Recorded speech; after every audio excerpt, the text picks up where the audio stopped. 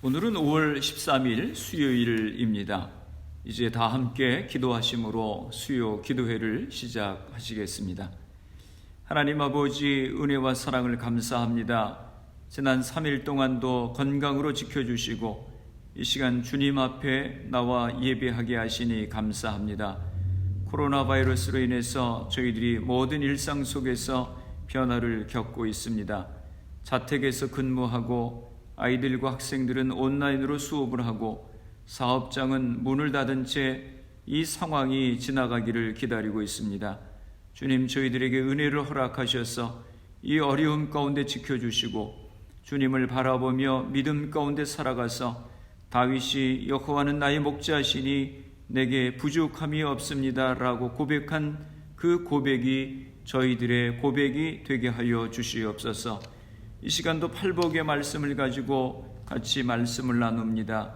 팔복 가운데 말씀하시는 주님의 성품을 닮아가는 저희가 되게 하여 주시옵소서.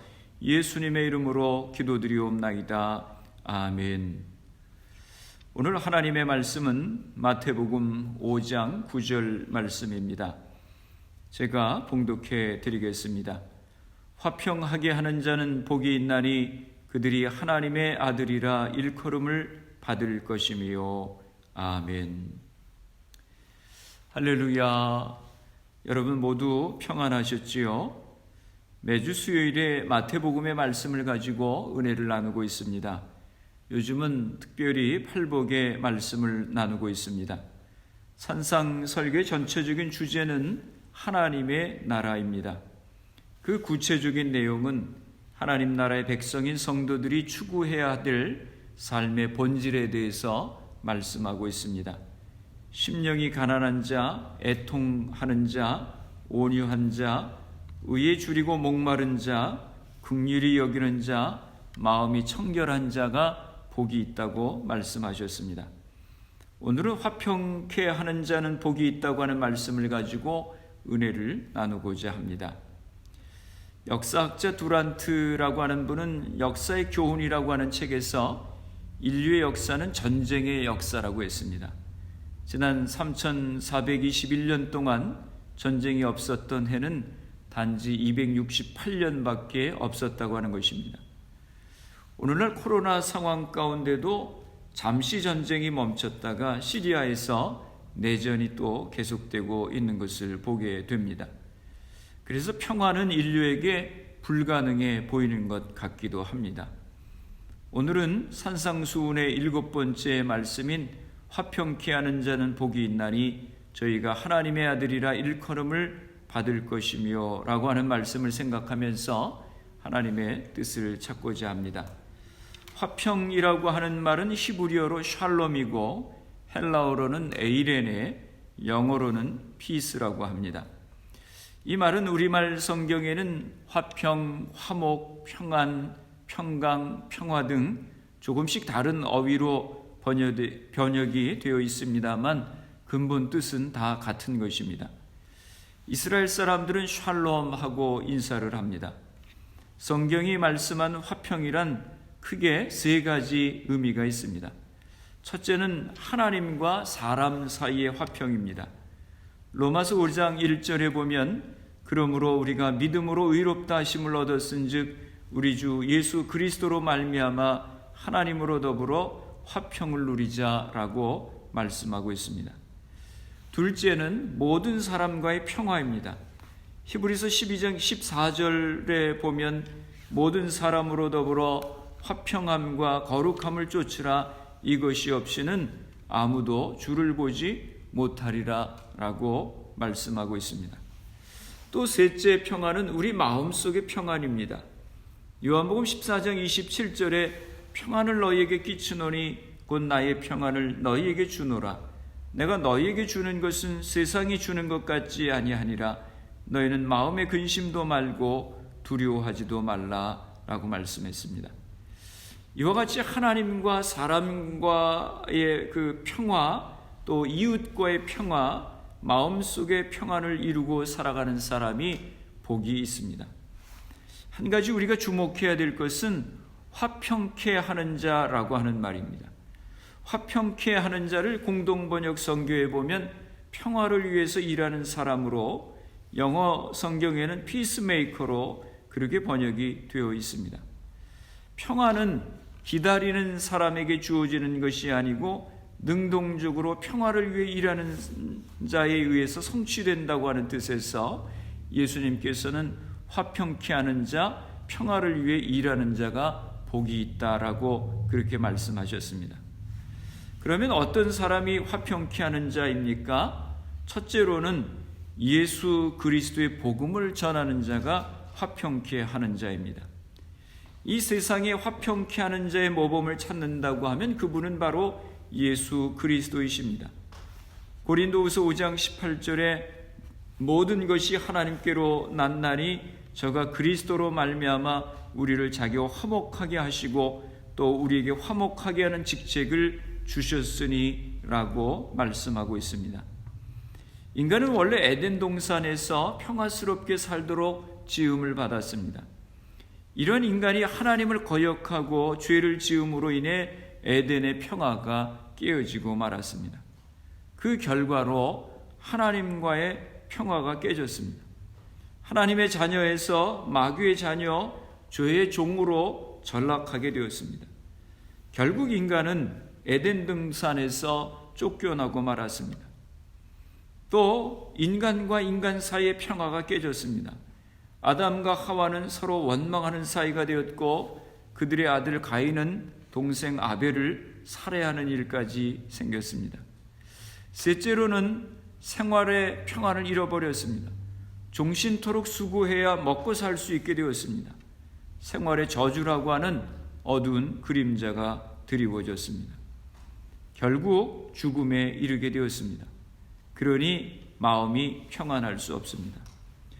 이와 같이 에덴을 상실한 인간을 구원케 위해서 하나님께서 독생자 예수 그리스도를 이 땅에 보내주셨습니다.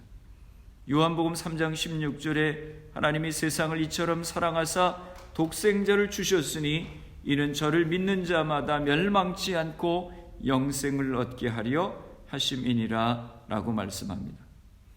요한일서 2장 2절에는 저는 우리 죄를 위한 화목제물이니 라고 말씀하셨습니다. 하나님께서는 인류의 죄를 예수 그리스도께 대신 담당시키시고 누구든지 예수 그리스도를 구주로 믿는 자에게는 평화를 주셨습니다. 누구든지 예수님을 마음속에 영접하고 구주로 믿고 살게 되면 깨어진 에덴의 평화가 회복되어지는 것입니다. 하나님과 화평을 누리게 되는 것입니다. 인간 사이의 평화가 있게 되는 것입니다. 각자의 마음에 평안이 있게 되는 것입니다. 현대인들은 어디를 가나 숙소에서 여장을 풀면 보따리 속에서 먼저 약을 한 움큼 꺼내 먹습니다. 그러나 아무리 신경안정제를 먹어도 거기에는 참된 평화가 없습니다. 칼 융이라고 하는 심리학자는 영혼을 추구하는 현대인이라고 하는 책에서 마음의 평화를 회복하기 이전에는 진정한 의미에서 마음의 상처를 치료할 수 없다. 참된 사랑의 종교가 우리에게 마음의 평화를 줄 때만이 모든 질병을 치료할 수 있다라고 말씀했습니다. 참된 평화는 하나님과의 막힌담이 무너지고 하나님과 나와 평화 조약을 맺을 때에 얻을 수가 있습니다. 하나님과의 관계 회복으로 말미암아 마음의 평화를 얻을 수 있는 것입니다. 어떤 병원에서 위급한 환자가 수술을 받게 되었습니다. 그 교회 담임 목사님이 병원을 찾아가 두려워하는 환자의 손을 붙들고 요한복음 14장 27절의 말씀을 외우셨습니다. 평안을 너희에게 끼치노니 곧 나의 평안을 너희에게 주노라. 내가 너희에게 주는 것은 세상이 주는 것 같지 아니하니라. 너희는 마음에 근심도 말고 두려워하지도 말라라고 말씀하셨습니다. 이 말씀을 반복해서 외우면서 그 환자에게 따라하라고 하셨습니다. 그 환자는 이 말씀을 따라하는 동안에 마취에 들어갔습니다. 수술이 다 끝난 뒤에 마취에서 깨어난 그 환자가 제일 처음 한 말은 나의 평안을 너희에게 주노라. 내가 너희에게 주는 것은 세상이 주는 것 같지 아니하니라. 너희는 마음에 근심도 말고 두려워하지도 말라라고 하는 말씀이었습니다. 그 환자는 말씀을 외우며 평화로운 가운데 수술을 끝냈을 뿐만 아니라 회복도 잘 되었다고 합니다. 우리의 마음이 불안한 까닭은 우리의 마음에 그리스도의 평안을 소유하지 못했기 때문입니다. 하나님과 우리 사이에 가로막힌 죄의 담을 무너뜨리고 세상의 무엇과도 바꿀 수 없는 그리스도의 참된 평안을 우리의 마음에 소유할 때에 참된 평화와 기쁨이 넘치는 삶을 살 수가 있는 것입니다. 예수님은 이 땅에 오신 평화의 주, 평화의 왕이십니다. 그리스도의 복음이 전파되고 받아들여진 곳에 에덴 동산과 같은 평화가 성취되어지는 것입니다. 그래서 사도 베드로는 전도할 때 예수 그리스도를 평화의 복음이라고 했습니다. 복음이 있는 곳에는 언제나 평화가 있습니다. 한 선교사 부부가 1960년대 초에 뉴기니 섬나라에 선교를 갔습니다. 이분들이 선교를 간 뉴기니 족속들에게는 그때까지만 해도 식인종 문화가 남아 있었습니다. 남편은 부족들에게 언어를 가르치고 부인은 간호원으로서 환자들을 돌보아 주었습니다. 그런데 이 부족에서 이 선교사 부부로 인하여 많은 혜택도 받았지만 이 내외로 인하여 부족들 간에 다툼이 생겼습니다. 그래서 이 선교사님 부부가 그곳을 떠나기로 했습니다. 이 소식이 알려지자 부족 대표들이 찾아와서 우리가 서로 화해할 터이니 제발 떠나지 말아달라고 부탁을 했습니다. 그리고 화해의 의식으로 축제를 벌일 것이니 꼭 참석해달라고 부탁을 했습니다. 선교사님 내외가 이 부탁을 받고는 축제에 참석을 했습니다. 그런데 의식 중에 가장 리더가 되는 사람의 막내 아이를 상대방에게 주는 의식이 있었습니다. 앞으로 서로 평화하게 지내는 징표로 자기 아이를 상대편에게 주는 것입니다. 이 아이를 그들은 피스 차일드라고 불렀습니다. 이 선교사님 내외는 이 광경을 보면서 그 속에서 그들에게 어떻게 복음을 전해야 할지를 깨닫게 되었습니다. 이후에 선교사님 내외는 뉴기니 족속에게 예수님을 전할 때 예수님이야말로 우리의 피스 차일드라고 하나님의 화해의 아들이라고 소개할 때에 뉴기니 족속들이 예수님을 영접하고 그 부족들이 변화되기 시작했다고 하는 것입니다. 그렇습니다. 예수님은 우리의 피스 차일드이십니다. 하나님의 화해의 아들이십니다. 이 예수님을 영접하고 예수님을 전하며 살 때에 우리는 화평케 하는 자의 삶을 살게 되는 것입니다. 우리가 부르는 복음 성가 중에 이런 찬양이 있습니다. 이 땅에 오직 주밖에 없네. 그 무엇도 나를 채울 수 없네. 주님의 평안 내 안에 있네. 그 누구도 빼앗을 수 없네. 주님을 내 안에 모셔드리고 주님을 전하는 삶을 살 때 화평케 하는 자의 삶을 살게 될 줄로 믿습니다. 둘째로 겸손히 섬기는 자가 화평케 하는 자입니다. 사람은 누구나 섬김을 받고 존경받고 싶은 본심을 가지고 있습니다. 그러나 예수님은 먼저 섬기라, 먼저 대접하라 라고 우리에게 말씀하셨습니다. 마태복음 7장 12절에 그러므로 무엇이든지 남에게 대접을 받고자 하는 대로 너희도 남을 대접하라. 이것이 율법이요 선지자니라 라고 말씀하셨습니다. 예수님의 일생은 자기를 낮추면서 남을 섬기는 생활을 하셨습니다. 예수님은 낮고 천한 말구유에 태어나셨고 몫으로 생활하시다가 천국 복음을 전하실 때는 제자들의 발을 씻기시기도 하셨고 마침내 십자가를 메고 골고다를 향해 올라가셨습니다.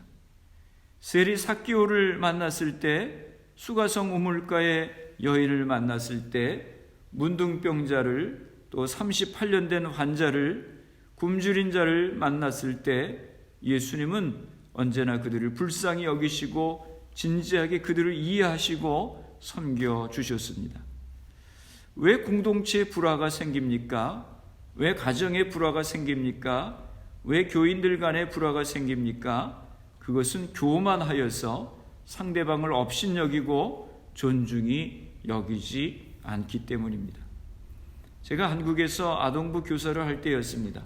40명의 아동부 교사들이 있었는데 그 중에 저보다 2년 선배되는 선생님 한 분이 늘 말없이 섬김의 모습을 보여주셨습니다. 아동부 예배실이 허름한 교육관의 2층이었는데 마룻바닥으로 되어 있었습니다.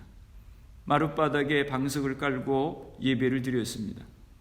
이 선생님은 일찍 오셔서 누가 시키지도 않았는데 먼저 방석을 가지런히 깔아놓으시고 또 예배가 다 끝나고 아이들이 집에 가면 바닥을 청소하시고 솔선수범 섬김의 모습을 보여주셨습니다. 모든 교사들이 그 선생님의 모습을 보면서 서로 도전을 받고 함께 주일학교를 섬겼던 기억이 있습니다. 존 우드는 미국 농구 역사상 가장 훌륭한 코치라고 하는 평가를 받고 있습니다. 그는 UCLA 농구팀을 10년간 챔피언의 자리에 머물게 하는 신화를 일으켜낸 명코치였습니다. 그가 선수들을 훈련시킬 때 언제나 강조한 한 개의 표어가 있었는데 그것은 자기를 드러내지 않는 것이었습니다. 자기가 아무리 우수한 개인기를 가졌다 하더라도 그것을 과시하려고 하면 팀도 망치고 자기도 망친다고 하는 것이었습니다. 자기를 드러내지 않는 것이 좋은 선수가 될 수 있는 비결이었습니다. 여러분, 우리 교회도 이렇게 든든히 설 수 있었던 것은 각 부서에서, 성가대에서, 교회학교에서, 여선교에서, 또 부엌에서, 통역실에서, 또 속인도자, 또 속장으로 등등 곳곳에 말없이 겸손히 섬겨주시는 분들이 있어서 이렇게 서게 된 줄로 믿습니다. 여러분, 어떤 사람이 화평케 하는 자입니까? 겸손히 섬김의 삶을 사는 사람이 화평케 하는 자입니다. 셋째로, 감사하는 자가 화평케 하는 자입니다. 사람이 살아가는 데 있어서 불평과 불만, 원망이 없을 수 없습니다. 이런 감정을 잘 다스리지 못하면 정신 건강에 무척 해롭습니다. 마음의 불평과 불만이 쌓이게 되면 마음의 평안을 잃어버리게 됩니다. 매사에 부정적이 되고 패배감에 사로잡히게 됩니다. 자기가 하고 있는 일에 대한 긍지나 보람을 잃어버리게 됩니다. 의욕 상실증에 걸리게 됩니다. 불평과 원망의 마음은 마귀에게 틈을 주는 것입니다. 아담과 하와를 보십시오. 에덴 동산의 풍요함에 대한 감사보다는 먹지 말라고 한 단 하나의 과일에 대한 불평을 가졌을 때 마귀는 역사하였습니다. 반대로 어려운 상황에서도 감사가 있는 곳에 성령께서 더 크게 역사하셨습니다. 누가복음 7장 12절에서 19절에 보면 예수님이 10명의 문둥병자를 고쳐주셨을 때 모두들 기뻐하며 돌아갔지만 오직 한 사람, 사마리아 사람은 예수님께 와서 감사했습니다. 그때 예수님께서 일어나 가라, 내 믿음이 너를 구원하였느니라 라고 말씀하셨습니다. 감사하는 자는 육적인 구원뿐만 아니라 영적인 구원까지 받았습니다. 감사가 있는 곳에 마음의 평안이 있고 인정이 있고 기쁨이 있고 화평이 있고 사랑이 있습니다. 감사는 성숙한 그리스도인의 참 모습인 것입니다. 골로새서 3장 15절에 그리스도의 평강이 너희 마음을 주장하게 하라. 평강을 위하여 너희가 한 몸으로 부르심을 받았나니 또한 너희는 감사하는 자가 되라 라고 말씀하십니다. 사랑하는 성도 여러분, 화평케 하는 자가 되시기 바랍니다. 그리스도의 복음을 전파하는 자가 화평케 하는 자입니다. 겸손히 섬기는 자가 화평케 하는 자입니다. 감사하는 자가 화평케 하는 자입니다. 여러분은 과연 지금까지 어떤 사람으로 살아오셨습니까? 여러분은 여러분의 가정과 직장 그리고 사랑하는 교회 피스메이커로 살아오셨습니까? 아니면 트러블 메이커로 살아오셨습니까?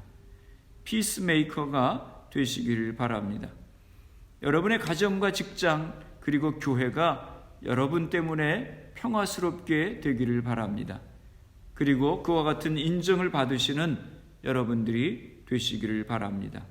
그리하여 모든 사람들에게 하나님의 아들이라 일컬음을 받는 평화의 사람이 되실 수 있기를 바랍니다. 여러분들 때문에 여러분들이 사시는 가정과 세상 그리고 교회에 언제나 평화가 넘칠 수 있기를 주님의 이름으로 축원합니다. 기도하시겠습니다. 거룩하신 아버지 하나님, 은혜와 사랑을 감사합니다. 화평케 하는 자는 복이 있나니 그들이 하나님의 아들이라 일컬음을 받을 것이라고 하신 말씀을 기억합니다. 믿지 않는 이들에게 복음을 전해서 불신자들이 하나님과의 관계가 회복되게 하는 사명을 감당케 하여 주시옵소서. 겸손한 마음으로 다른 사람들을 섬기게 하시고 늘 감사하는 삶을 살아감으로 화평케 하는 자의 삶을 살아가게 하여 주시옵소서. 코로나 바이러스 상황 가운데서 우리의 믿음의 모습이 게을러지지 않게 하시고 매일 말씀과 기도 생활을 하며 주님과 동행하는 저희들이 되게 하여 주시옵소서. 마음과 생각을 지켜주셔서 허탄한 생각을 버리게 하시고 하나님이 기뻐하시는 선한 영향을 끼치는 삶을 살아가게 하여 주시옵소서. 우리의 가정들을 축복하시고 우리의 자녀들이 하나님을 잘 섬기는 믿음의 자녀가 되게 하시고 저들의 앞길이 시온의 대로와 같이 열려지게 하여 주시옵소서. 사업과 직장을 붙들어 주옵소서. 우리 교회를 축복하여 주시고 이 어려움 가운데서도 구원의 방주로서의 사명을 잘 감당케 하여 주시옵소서. 코로나 바이러스로 인하여 어려움 가운데 있습니다. 코로나 바이러스 퇴치를 위해 수고하는 모든 의료진들에게 건강을 주시고 지켜주옵소서. 하루속히 백신이 개발될 수 있도록 은혜를 허락하여 주시옵소서. 오늘 밤도 평안한 밤이 되게 하여 주옵소서. 예수님의 이름으로 기도드리옵나이다. 아멘. 주기도문 하시겠습니다. 하늘에 계신 우리 아버지여, 이름이 거룩히 여김을 받으시오며 나라가 임하시오며 뜻이 하늘에서 이루어진 것 같이 땅에서도 이루어지이다.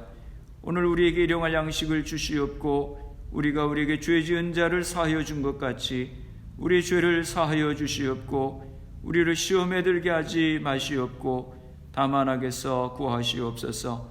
나라와 권세와 영광이 아버지께 영원히 있사옵나이다. 아멘. 수요 예배를 마쳤습니다. 오늘 밤도 평안한 밤이 되시기를 바랍니다.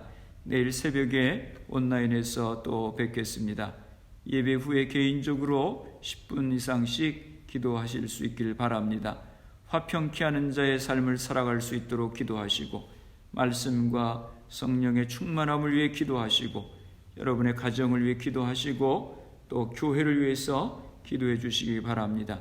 그리고 코로나 바이러스를 위해서 애쓰는 의료진들, 봉사자들, 위정자들 위해서 기도해 주시고 코로나 바이러스 백신 개발을 위해서 기도해 주시고 코로나 바이러스로 희생된 가정들, 환자들 위해서 기도해 주시기 바랍니다.